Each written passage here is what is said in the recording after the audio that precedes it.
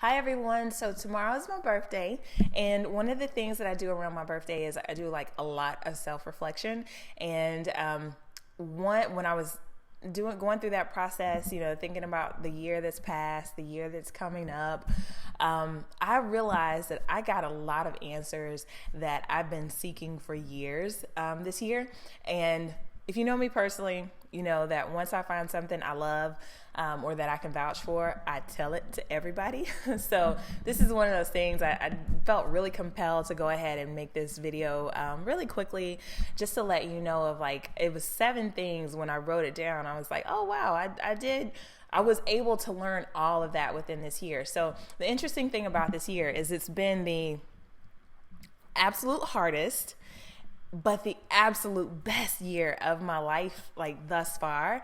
And I have gotten so many answers. I have so much peace and happiness within this year than I've had in years past, and honestly ever before. So the first thing that I learned was about meditation, and it was around April when I had this urge to research meditation and just learn more about it. So YouTube, thank goodness for YouTube, because there's the video for everything, like, literally. So I checked out a few videos on YouTube, and then I read some books, and I did some online research as well. And I learned the easiest way to meditate, quickest, fastest way, is just to get still, to focus on your breathing for a little bit, to be in a quiet space. And it only takes like 5 to 10 minutes every single day. So that in itself, it's like, not only does it give you internal peace, but it reduces stress. Like, that's scientifically proven. It also helps with focus. So that's an added benefit. But either way, so there are all of these benefits from it. And even looking at it from a spiritual context, in the Bible, it talks about, be still and know that I am God. So He is like telling us, just sit down, be still, get quiet, and allow Him to speak and to lead and to help you through your process of doing the work. So the next thing that I learned after meditation, and it actually goes hand in hand with meditation, is being mindful. Now, mindfulness is it's a really buzzy word right now. If you turned on OWN Network, or if you did any type of research, you could really come across something very quickly about mindfulness. And the quickest and easiest way to explain mindfulness is being present, and it's being present in the here and now. So most people, myself included, we go through life not thinking about what we're actually dealing with in that present moment. We're constantly thinking, okay, it's almost 4:00. I have to go pick up my daughter. I need to cook dinner. What am I cooking for dinner? I still have to finish this project, whatever it may be.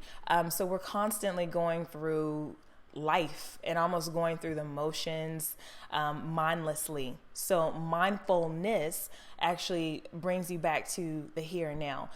So if you're with your child, if you're playing with your child, play with your child.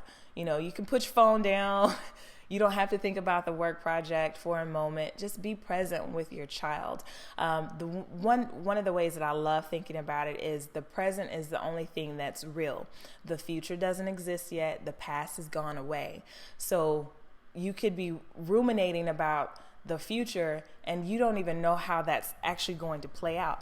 And quite honestly, you don't really know if your next breath will come. Like, none of that is promised. So, and I'm not trying to be eerie or really heavy or anything, but that's just the honest to God truth. You just don't know the number of your days. So enjoy every single day, every single moment within that day. The next thing that I learned is to go towards your pain. And that is like the absolute antithesis of what human nature is. Like human nature is that whole fight or flight, to run away, to hide, to cover, to protect yourself. So if you go ahead and if you go towards your pain, then you give yourself the possibility of healing and getting past your pain. So that's the thing. Heal, deal with the pain. It might take a second. It might hurt. It might not be fun. But you deal with the pain, and then you can actually allow yourself to heal properly and to grow past it. A good example of that is if you break a bone, you can leave that hurt, mangled bone. You can leave it like that without it being like reset or anything.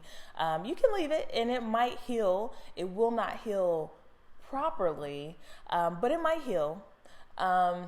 You might not have full function again. It probably will not perform at its ideal potential or at its best. But if you actually go to the doctor, or go to the doctor, get it reset. And when it's being reset, that is temporal pain, a temporal extreme pain, but it passes quickly. So once you have that, you have that bone reset, then it's on track to actually heal properly. So then you can just move past it. Another way that I heard this actually recently, and that was pretty cool, is you don't like heal. If you think of pain, it's almost like a bridge. And healing within a bridge, you never build a house on a bridge. A bridge is supposed to be something used to pass over. So think of that. Just don't build your house on that pain. Don't stay in something that's temporal, and make it permanent. Move on. Go towards the healing. Deal with it. Go towards the pain. Deal with it. Get healed. Next steps. The next thing that I learned, and I came across this book, The Power of the Subconscious Mind. I've given this to coworkers, to friends. My family will get this for Christmas. It's by Joseph Murray, and it does an excellent job of showing, of describing the power of your subconscious mind. A lot of times, myself included, I've looked at things externally and thought, oh, well, this relationship isn't working because of the other person. Or, something financially or on the job or whatever it may be because of an external factor. When in actuality, all of that happens within us first, within our subconscious mind. And basically, another way to say that is, as a man thinketh, so is he.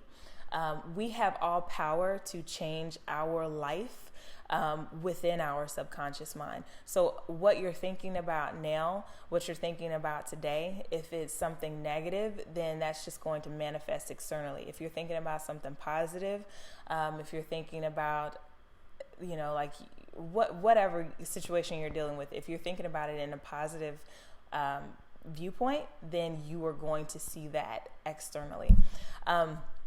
So get that book, read that book. I feel like I've heard it so many different ways, but this is the way that really, really resonated with my spirit. And it was a true aha moment for me. The other thing is vibrational energy. And vibrational energy to me was kind of cool because I heard that before, but honestly, when I heard it in the past, I kind of thought it was like, nah, I didn't get it. I didn't gravitate towards it. But basically, the easiest way to describe vibrational energy is we are all vibrating energies. Every person, thing, object, all has energy. So what happens is, like, and all of this is kind of within the same vein, like the way you're thinking. So you can think positive thoughts and you're vibrating at a greater frequency. You can think negative thoughts and you are like vibrating really low, and there isn't going to be much going on in your life. So and the thing with vibrational energy is whatever you're thinking about, and that's another way to think of it is vibrational energy is essentially your thoughts and your state of being, like your state of being spiritually, emotionally, physically, mentally. So it's all of those thoughts, just how you are as a person at that particular time. So your energy will attract and it can repel different things. So a great example of this is personal story. I was thinking about this a couple years ago. There was this guy that I dated, and he was so awesome. Like I told him he was like the best man that I had come across, that I knew. He's just hands down stand-up guy. Funny. But he's just a great guy. But what I didn't know, and I actually had conversations with some of my girlfriends, and I was like, he's this, he's that. And he's all these great things, but for whatever reason, I couldn't not let my guard down, but I just wasn't attracted to him. And what I realized after the fact, but it was funny, the people that I was attracted to at that time were the opposite of him. They were like the total opposite of him. So, and the relationships didn't last. They didn't do well. I wasn't like I was like happy in them. But the reason for that is my energy at that time wasn't attracted to someone like him. And the reason why I wasn't attracted to someone like him was really the way that I thought about myself and the way that I perceived myself. So I just couldn't receive somebody like that into my space. So that was pretty life-changing for me when I thought about that. Like, years later, this is why that happened with that guy. And even I've seen other situations like that in my life happen. And now I have a reason why. The other thing is, all of the answers that you ever need are already within you. So this goes back to meditating and being still and being mindful. You have to listen, because every single question that you have, the answer is already within you. I was, especially in my 20s, I was that person that would constantly ask people, what do you think about this? What do you think about, my purpose? Like, what do you see in me? What do you, like, all of these really dowdy questions. Like, I would ask people that. And then it got to the point to where I realized I don't like anything that people are telling me. And it's not helping me move closer towards my purpose, my potential. It's not helping any of that. So what I had to learn was to start being still and seeking out the questions for myself.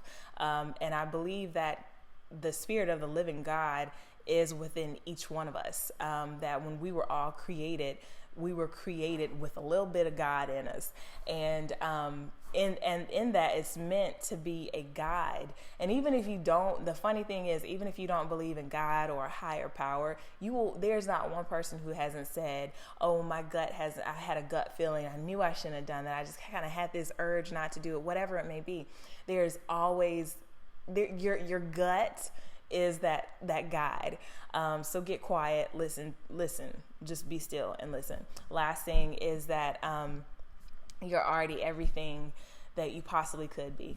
I remember, again, I'm in such a reflective mood, but I remember being in like my early 20s, and one of my old bosses, he would tell me over and over again, he's like, oh, you have so much potential, you have all this, whatever. And it used to frustrate me so much because it was like, he was saying I had all this potential, but in certain times it didn't seem like it was actualizing. But the truth is that anything that I'm going to be within my lifespan, I am already that now. Now, granted, I have to mature, and there are areas spiritually, emotionally, physically, mentally, that I have to mature in and develop in grow in order to actually see that manifest externally. But the capability, all of that is already within me today. So a great way of thinking about that is a little girl. When little girl is born, she already has all the eggs that she will ever have in her lifetime. So essentially, she has the ability to be a mother at that point, at the point of birth. Now, granted, she will have to mature physically. She will have to mature spiritually and emotionally down the line in order to be able to raise children, or even to be able to conceive children. That all has to take place, but the seed is there at the beginning. So that's the thing. It's like the seed is already in all of us. The potential is already within all of us. All we have to do is water it, do our work, and move forward, let it grow. So that's what I learned this year. I'm pretty amazed that I learned that much this year. But so I hope it helps you. I know that a lot of people, we're getting towards the end of the calendar year, so a lot of people will be, they'll become more reflective over the last couple of months, and you'll make changes for next year. I hope this helps you. Happy birthday to me. Happy New Year to you. Have a great day.